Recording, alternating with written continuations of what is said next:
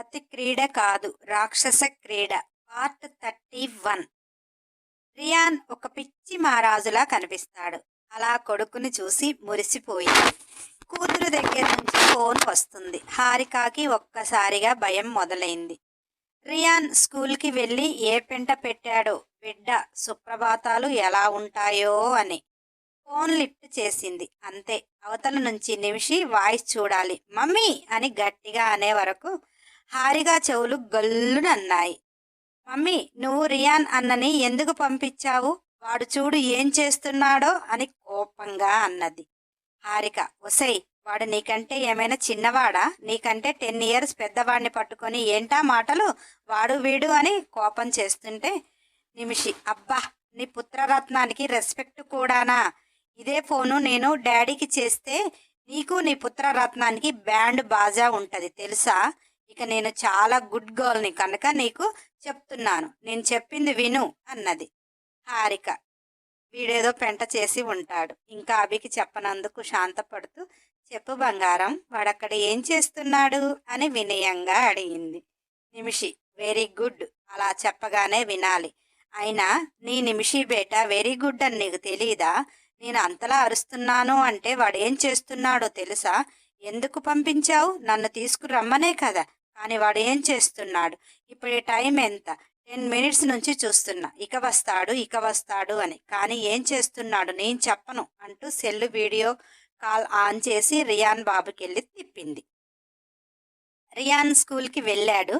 ఆ స్కూల్లో nursery teacher rayon బాబు కంట్లో పడింది. వాళ్ళని ముందుగానే పంపిస్తారు కదా. అలా ఆ టీచర్ బయటికి వస్తే రియాన్కి లవ్ ఏమి పుట్టలేదు, కానీ ఎందుకో ఒంటికి కొవ్వు పుట్టినట్టు అనిపించింది. ఆ కొవ్వు పెళ్ళయి పెళ్ళం వచ్చేదాకా కరగదు అని తెలుసు, కానీ ఒంటి దురదకి నోటి దురద అయినా సరిపోతుంది అన్నట్టు ఆ టీచర్ దగ్గరికి వెళ్ళాడు. మిమ్మల్ని ఎప్పుడో చూశానే, మీరు ఏ కాలేజ్ అన్నాడు. ఆ టీచర్, సార్, నేను కాలేజీ స్టూడెంట్ని కాదు. ఆ కాలేజీ చదువులు మాకు అందని ద్రాక్షానే. నేను నర్సరీ టీచర్ని సార్ అన్నది. రియాన్, ఓ అవునా, అయినా మీకున్న అందానికి అని అన్నాడు. సడన్గా టీచర్ ముఖంలోకి చూసి, అది సారీ, మీకున్న టాలెంట్కి ఇంటి దగ్గర కూడా మీరు పట్టుదలతో చదువుతున్నట్టుగా అనిపిస్తుంది. ఐఎమ్ ఏ కరెక్ట్ అన్నాడు. టీచర్, లేదు సార్, ఇంటి దగ్గర ట్యూషన్ చెప్పుకోవటమే సరిపోతుంది. అయినా నాకు చదువు మీద శ్రద్ధ కంటే బాధ్యతల మీద భారం ఎక్కువ. నాకు టైం లేదు సార్ అన్నది. రియాన్ మనసులో, అందమైన వాళ్ళకి ఎప్పుడు కష్టాలే ఉంటాయా? అయినా ఈ అమ్మాయి పేదింట్లో పుట్టకుండా పెద్దింట్లో పుడితే అసలు 100 మంది క్యూ కడతారు అనుకోగానే రియాన్ అంతరప, ఒరే పిచ్చి ఎదవ, ఇప్పుడు నువ్వు ఆ క్యూ లైన్లోనే ఉన్నావు కదరా అనగానే, మా మమ్మీ ఇలాంటి అమ్మాయిని చూసి పెళ్లి చేస్తుందా నాకు అని అనుకుంటూ, మీ ఇల్లు ఎక్కడ టీచర్ అన్నాడు. ఆ టీచర్, ఆ మటన్ కొట్టు మస్తాన్ ఇంటి పక్కనేనండి. అంకుల్ చేయబట్టి కాస్త మేము తిరగగలుగుతున్నాము అంటుంటే వెనక నుంచి నిమిషి పాప, చూసావా మమ్మీ, మా టీచర్ని నీ కొడుకు లైన్లో పెడుతున్నాడు. ఇప్పుడు చూస్తాను చూడు, వాడికి కౌంటర్ ఇప్పుడు ఇస్తాను చూడు, వాడికి కౌంటర్. ఉంటా మమ్మీ అని ఫోన్ కట్ చేసింది. హారిక నవ్వుతూ, కొడుకు కూతకు వచ్చాడు అని అర్థం చేసుకుని, పాపం లవ్ లేదాయే, మరదలు లేదాయే, ఏం చేస్తాడు అనుకుంటుంది. నిమిషి టీచర్ దగ్గరికి వెళ్ళి, మీరు కరెక్ట్ ప్లేస్లో ఉన్నారు మేడం. మా అన్నయ్య మటన్ తేటానికి కూడా గల్లీలోకి రాడు, ఎందుకంటే మా అన్నయ్యకి మటన్ అంత ఇష్టం ఉండదు అంటూ వెళ్దామా అన్నది. మటన్ కొట్టు మస్తాన్ ఇంటి పక్కన అనగానే బాబు ఫీజులు ఎగిరిపోయాయి. ఒంటికి పట్టిన కొవ్వు, నోటి దురద 2 తగ్గిపోయి చెల్లి చెప్పిన దానికి గంగిరెద్దులా తల ఊపాడు. ఎందుకంటే ఎక్కడ పరువు తీస్తుందో అని. రియాన్కి మటన్ అంటే ఇష్టం లేక కాదు, మటన్ అంటే మహా ఇష్టము. అభి ఎప్పుడైనా వెళ్ళి తేరా అంటేనే తేడు. ఎందుకంటే ఆ మటన్ కొట్టు మస్తాను ఆడపిల్లలను ఏడిపించే వాళ్ళను పిత్త కొట్టుడు కొట్టి అవసరమైతే మిమ్మల్ని కూడా కైమా కొడతా అని బెదిరిస్తాడు. అందుకోసమే అసలు ఆ ఏరియాలోకి పోడు. అటువంటిది వాళ్ళ ఇంటి పక్కన ఉన్న టీచర్ కోసం పోతాడా?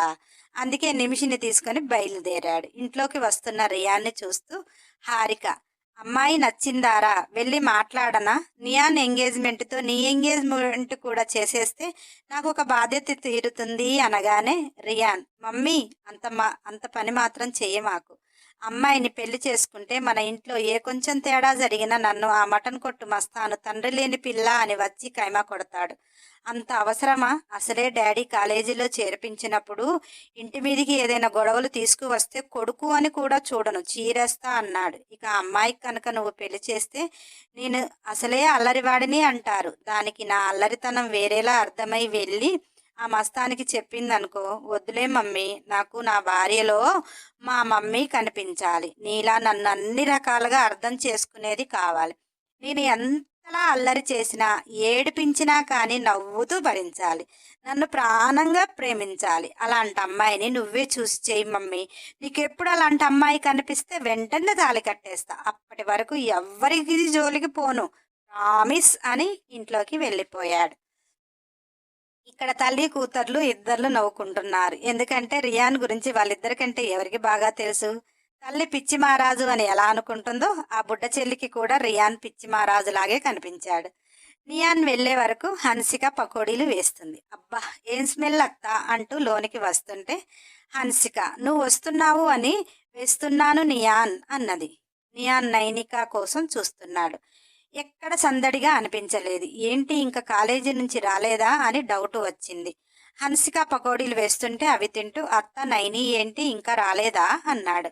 హన్సిక అది కాలేజీ నుండి ఎప్పుడో వచ్చింది అనగానే నియాన్ మరి నేను వస్తున్నాను అని చెప్పలేదా అంటే హన్సిక నైనికతో నియాన్ వస్తున్నాడే ఉండరాదే అంటే ఏమన్నదో గుర్తు చేసుకుంటుంది. హన్సిక నైనికాతో నియాన్ వస్తున్నాడు, రేపు వెళ్ళిపోతాడు, తెలిసి కూడా నువ్వు ఇలా బయటికి వెళ్తే బాగుండదేమో అన్నది. నైనిక మనసులో నియాన్ వస్తున్నాడు అంటే ఈరోజు నేను ఇంట్లో ఉండను, ఆ నస నేను భరించలేను. నువ్వేమో చదువుకొని చెప్తావు, చెప్పి అతని దగ్గరికి పంపిస్తావు. వాడేమో నాకు చదువు చెప్పేది తక్కువ, ముద్దుల కౌంటింగ్ చెప్పేది ఎక్కువ. అప్పుగా ఏవైనా ఉండొచ్చు కానీ ఆ ముద్దులేంటి అయినా నిమిషితో డీల్ మాట్లాడుకోవాలి. నీకు ముద్దులు పెడితే నువ్వే ఇవ్వాలి కానీ మీ అన్న పెట్టాలు ఏమిటి అని అలా అనుకుని అది చిన్నప్పుడు చేసుకున్న ఒప్పందం, తప్పలేదు. అలా అని నేను పెడితే ఊరుకోదు. ఈ బాగి ఎలా తీరుతుందో పాపం నైనికాకు అర్థం కాక నా ఫ్రెండ్ బర్త్డే, నా క్లోజ్ ఫ్రెండ్, ఖచ్చితంగా వెళ్ళాలి అని వెళ్ళిపోయింది. హన్సిక అవన్నీ చెప్పలేక ఫ్రెండ్ బర్త్డే అని వాళ్ళ డాడీ దగ్గర పర్మిషన్ తీసుకుని నేను చెప్పినా వినకుండా వెళ్ళింది. టైం చూడు చాలా అవుతుంది, ఇప్పటికీ రాలేదు. ఆడపిల్ల అలా బయటికి వెళ్తే త్వరగా రాకుండా ఉంటే ఏ తల్లిదండ్రులకైనా భయంగా ఉంటుంది. ఇప్పటికి మీ మామకి 4-5 సార్లు ఫోన్ చేశాను. నువ్వేం కంగారు పడకు, అది సేఫ్గా వస్తుంది, అది నా బిడ్డ అని నీ మామ ఒక లయన్ లాగా, అది ఒక లేడీ లయన్లా ఫీల్ అవుతున్నారు. నేను దానికి ఫోన్ చేస్తుంటే లిఫ్ట్ కూడా చేయటం లేదు. పెళ్లి చేసి వదిలించుకుంటే పీడ పోతుంది అంటే చదువు పూర్తి కావాలి అని ఇదొక గోల అని గొనుగుతుంటే నియాన్ అత్త పెళ్లి చదువు అయిపోయాక చెయ్యొచ్చు, ఇప్పుడు ఎంగేజ్మెంట్ చేసినా కానీ సేఫ్ కదా అన్నాడు. హన్సిక అయిన సంబంధాలు ఉంటే అలా చెయ్యవచ్చు, బయట సంబంధాలు మనం చెప్పినట్టు వింటారా అన్నది. నియాన్ నీకెందుకత్తా, నేనున్నా కదా అన్నాడు. హన్సికకి ఏం అర్థం కాక నువ్వేం చెప్తున్నావు నియాన్, నాకు అర్థం కావటం లేదు అన్నది. నియాన్ అంటే అత్త మేమైన వాళ్ళం కాదా అన్నాడు. హన్సిక అప్పుడప్పుడు మీ మామ కూడా నాతో అంటాడు, నియానికి నేత్రిక ఉంది, రియాన్ని నైనికి అడిగితే బాగుంటుందేమో కానీ స్టడీస్ అయిపోయాక అడుగుదాము అనుకుంటున్నాడు అన్నది. నియానికి గుండె జారి చేతిలోకి వచ్చింది. నియానికి నేత్రికకి అనేది ఊరువాడ తెలిసింది. అత్తమామల నుంచి పని కాదు, పాప నుంచే ప్రయత్నించాలి. ఈరోజు ఏదేమైనా నా మనసులో మాట నైనికకి చెప్పేయాలి అని బలంగా ఫిక్స్ అయ్యాడు. ఆర్యన్కి ఫోన్ చేసి మామ నైనిక ఇంకా రాలేదు అని అత్త చాలా కంగారు పడుతుంది, తను ఎక్కడుందో నీకు చెప్తుంది కదా, నేను వెళ్ళి తీసుకువస్తా, చెప్పు మామ అంటే ఆర్యన్ ఇప్పటి వరకు ఫోన్ చేస్తే వెళ్తున్నా డాడీ అన్నది. ఇప్పుడు తన ఫ్రెండ్ లిఫ్ట్ చేసి అంకుల్ ఒక ½ ప్లీజ్ అని రిక్వెస్ట్ చేస్తుంది. నాకు కూడా ఏదో తేడాగా ఉంది నియాన్, తన సెల్లు ట్రేస్ చేస్తాను, త్వరగా వెళ్ళు అన్నాడు. నియానికి కూడా కంగారుగా అనిపించింది. ఆర్యన్ పంపించిన లొకేషన్ అదొక పబ్బు. పాపం నైనికాకి పబ్బు వెళ్ళడం తెలియదు. ఈ నియాన్ వస్తున్నాడు అంటే ఏదో ఒక తుంటరి పని చేస్తాడని అది ఆమెకు నచ్చదు. ఇంట్లో లేకుండా ఉంటే పడుకున్నాక రావచ్చు అనుకుని బర్త్డే అని అబద్ధం చెప్పి ఫ్రెండ్ దగ్గరికి వెళ్ళింది. సాటర్డే సాయంత్రం పబ్బులో జరిగే హంగామా అంతా ఇంత కాదు. నైనికా ఫ్రెండ్ ద్వారా ఆర్యన్కి ఉన్న శత్రువులు నైనికాని ట్రాప్ చేసి ఆ పబ్బుకు తీసుకొని వచ్చారు. కూతురు జీవితాన్ని అగాధం చేస్తే ఆర్యన్ పొగరు అణిగిపోతుంది అని శత్రువులు ఎప్పటి నుంచో ట్రై చేస్తున్నారు. కానీ నైనిక, హన్సిక ఆర్యన్ ఉంటే తప్ప బయటికి రారు. ఈరోజు నైనిక చెప్పగానే ఆర్యన్ ఒప్పుకోలేదు. కానీ నైనికకి చిన్న చిన్న ఆనందాలు కూడా ఎందుకు దూరం చేయాలి? ఫ్రెండ్ బర్త్డే అంటే పంపించకపోతే బాగుండదు. అయినా తన గురించి తెలిసి తెలిసి నైనిక మీదికి ఎవరు వెళ్ళరు. అయినా నైనిక ఫ్రెండ్స్లో అటువంటి వారు ఉన్నారు అని ఊహించలేకపోయాడు. అలా నియాన్ పబ్కు వెళ్ళాడు. నైనిక క్లాస్మేట్ నియాన్ని కూడా తెలుసు కాబట్టి అక్కడ నైనిక కనిపించకుండా వాళ్ళు కనిపిస్తుంటే వాళ్ళ వైపు వెళ్తుంటే నైనిక ఫ్రెండ్స్ ఫుల్గా తాగినా కానీ మొత్తం వదిలింది. అసలు నియాన్ ఎక్కడ ఉండేవాడు, ఇక్కడ ఎందుకు ఉన్నాడు? అసలు నైనికాకే ఇక్కడికి వస్తున్నట్టు తెలియదు. నియాన్ ఎలా వచ్చాడు? ఈరోజు నియాన్ చేతిలో వాడికి చావు, మాకు పనిష్మెంట్ ఖాయమని గజ వణికిపోతున్నారు. నియాన్ ఆ వాతావరణాన్ని చూసి కోపంతో నైనిక ఏది అన్నాడు. ఫ్రెండ్స్ తెలివిగా తనే మమ్మల్ని పబ్బుకు తీసుకొచ్చింది, ఆమె బాయ్ ఫ్రెండ్తో రూమ్లో ఉంది అని ధైర్యంగా చెప్పారు. ఆ మాటకి నియాన్ కోపం కట్టలు తెంచుకుని వచ్చింది. ఫస్ట్ అక్కడున్న అమ్మాయిలను కొట్టేవాడు కానీ ఆడపిల్లలు కదా, అయినా నైనిక గురించి అతనికి తెలియనిదా? వీళ్ళంతా ఏదో డ్రామా ఆడుతున్నారు. ముందు నైనిక ఏ పొజిషన్లో ఉందో అని కోపంతో నైనిక ఉన్న రూమ్లోకి పరుగు పెట్టాడు. లాక్ వేసి ఉంది. ఒక్కటే తన్ను గట్టిగా తంతే అది కాస్త విరిగి అవతల పడింది. నైనిక స్పృహ లేకుండా బెడ్ మీద ఉంది. ఆమె మీదికి చేరటానికి ఒక వెధవ షర్ట్ ఆనందంగా ఇప్పుతున్నాడు. ఇంకా ఆమె టచ్ కూడా చెయ్యలేదు. కానీ తలుపు డోరు పగిలింది. నియాన్ని చూడగానే వాడి మనసులో అనుకుంటున్నాడు కదా, ఇంకొక పావుగంట తర్వాత వస్తే నా పని అయిపోయేది, తర్వాత నీ చేతిలో చచ్చినా పీడ పోయేది. ఇప్పుడు ఏమీ చేయకుండానే నీ చేతిలో చావాలా అని బేలగా చూస్తున్నాడు. వాడిని ఒకటే గుద్దితే గోడకు కసురుకొని నాలుక బయట పెట్టి ఇంకా చావలేదు, చచ్చేలా కొడితే నియాన్ తన స్టడీ పాడవుతుంది అని లైఫ్లో మళ్ళీ ఏ ఆడపిల్లని చూసినా కానీ వాడి బాడీలో ఏది రెస్పాండ్ అవ్వకుండా మాత్రం చేశాడు. నైనిక దగ్గరికి వెళ్ళి చూశాడు. ఒక్కసారిగా తనను గట్టిగా హగ్ చేసుకున్నాడు. కాసేపు ఆగితే వాళ్ళ జీవితాలు ఏమైపోయేటివి? నైనికాని వాడు ఏదైనా చేసినా కానీ నియాన్ ఏమీ వదిలిపెట్టాడు. అది ఆమెకు తెలిసి జరిగింది కాదు, శరీరానికి సంబంధించింది. అతని ప్రేమ మనసుకు సంబంధించింది. ఆమె ఏ పరిస్థితిలో ఉన్నా వదలడు. కానీ నైనిక మనస్తత్వం తెలిసినవాడు. అతని జీవితంలోకి ఆమె రాదు. ఆమె లైఫ్ స్పాయిల్ చేసుకున్నదే కాక అతని లైఫ్ కూడా స్పాయిల్ అయిపోయేది ఆమె లేకపోతే. ఒక్క క్షణం లేట్ అయినా కానీ. ఆ క్షణం అలాగే రెండు చేతులు జోడించి ఆ అంబికాదేవిని మనసులో కృతజ్ఞతలు చెప్పుకున్నాడు. నైనిక భుజాన వేసుకుని బయటికి వచ్చే వరకు అక్కడ వాళ్ళ ఫ్రెండ్స్ మాయమయ్యారు. నైనికాని కారులో కూర్చోబెట్టి లేస్తుంటే ఆమె చెయ్యిను అతని బటన్కి చిక్కుకుంది. లెగలేకపోయాడు.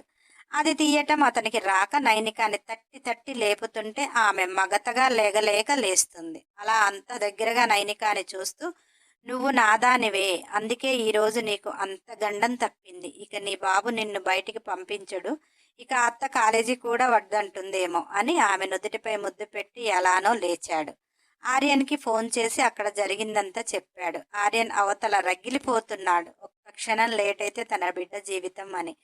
నియాన్, మామ నైనిక స్పృహ లేదు, ఇలా అత్త చూస్తే అన్నాడు ఆర్యన్. నేను దానికి ఫోన్ చేసి ఒక అరగంట ఆపుతాను.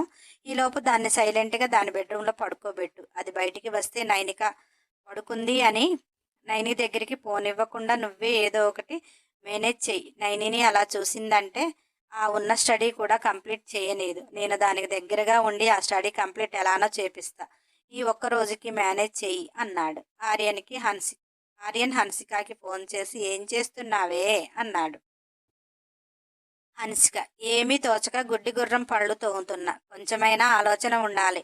టైం ఎంతైంది? ఇప్పటి వరకు ఎదిగిన ఆడపిల్ల ఇంటికి రాలేదు అంటే ఏ తల్లైనా ఏం చేస్తుంది అని గయ్యమన్నది. ఆర్యన్, అది నియాన్తో ఉంది. ఇద్దరు బయట ఫుడ్ తిని వస్తారట. నువ్వు సైలెంట్గా తిని పడుకో అన్నాడు.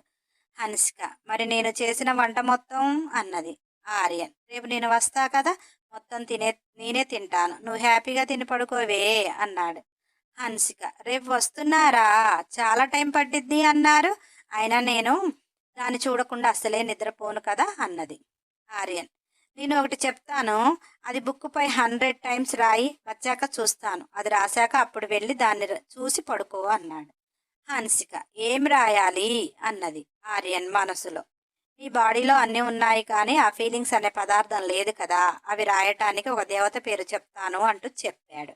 హన్సిక ఇది ఎందుకు రాయాలి అంటే, ఆర్యన్ కోపాన్ని దిగమింగుకుంటూ అది రాస్తేనన్నా నీ ఒంట్లో ఈ తేడా కొడితే నాకు ఫుల్ ఫుడ్ ఉంటుంది అని. ఎప్పుడు నేను రావటమే కానీ ఒక్కరోజైనా ఏమండి అని పిలిచావే అనుకుంటూ, అది రాస్తే భార్యాభర్తల బంధం బలంగా ఉంటుందట, రాయి ముందు అంటూ ఫోన్ పెట్టేశాడు. హన్సిక అది రాస్తూ మా బంధానికి ఏమైంది, బలంగానే ఉంది కదా అంటూ రాయటం మొదలుపెట్టింది. అలా హన్సికాని తలుపు వేసుకుని రాయమన్నాడు కదా, ఆమె తలుపులు వేసుకొని రాస్తుంది. నియాన్ నైనికాని లేపితే కాస్త లేచి నడుస్తుంది. గట్టిగా పట్టుకొని వచ్చాడు. వెంటనే నైనిక రూమ్లోకి తీసుకువెళ్ళి వాష్రూమ్లో ఒక్క నెట్టుని నెట్టి షవర్ ఆన్ చేశాడు. చల్లటి నీళ్ళు ఆమెపై పడుతుంటే తాగింది కొంచెమే కానీ అటువంటిది ఏ రోజు ఆమె తీసుకోలేదు కనుక తిక్క తిక్కగా ఉంది. ఆ చల్లటి నీళ్ళకి కాస్త మత్తు వదులుతుంది. నియాన్ మజ్జికలో నిమ్మకాయ ఉప్పు కలిపి తీసుకువచ్చాడు.